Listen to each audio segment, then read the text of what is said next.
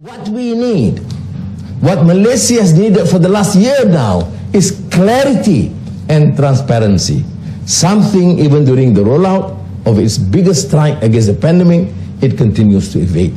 We need more than trust us and a wing and a prayer. The government must give us a solid plan. What are the phases and how do we know who gets the jab and when? What does the government have control of? How do we know that the best vaccines are coming to our shores? Thankfully, we have NPRA and Mediarakyat to ensure that the vaccines are safe for Malaysians and that adverse effects are being tracked. But how is the government empowering other elements of Malaysian society to take charge in the national effort to end the pandemic? When the United Nations and European Union are doing their own studies and providing us with good data, what studies and investigations are being launched here at home? While other studies look at such issues with the vaccine as the potentiality of severe allergic reactions, complications with the elderly, complications with pregnant mothers, how will our government reassure us in the case of fears and uncertainties? How are we utilizing our universities, public and private health centers, and properly enacting the Prevention and Control of Infectious Diseases Act of 1988?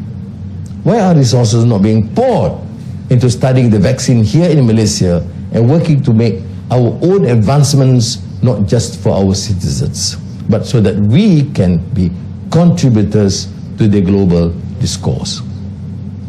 What facilities and centers do we need to be building down only to quickly and effectively combat the pandemic, but also to seek long-term solutions for greater public health and future pandemic preparedness in Malaysia?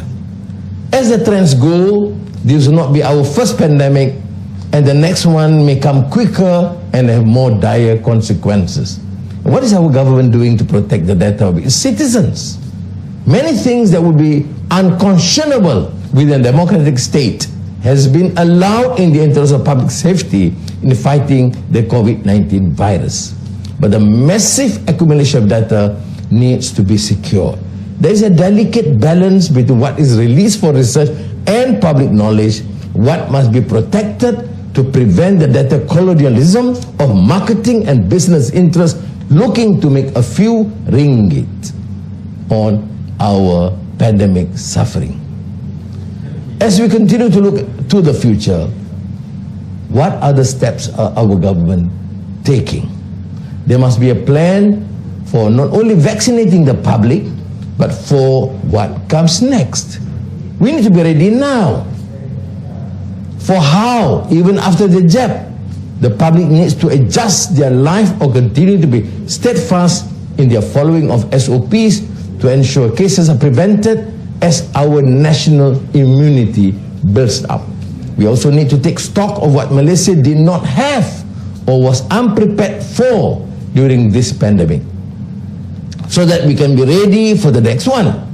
Our government should not only be setting the country up to be prepared for future dangers, but find a way for Malaysia to take agency in its future and become a global contributor where others are not thinking to pool their resources.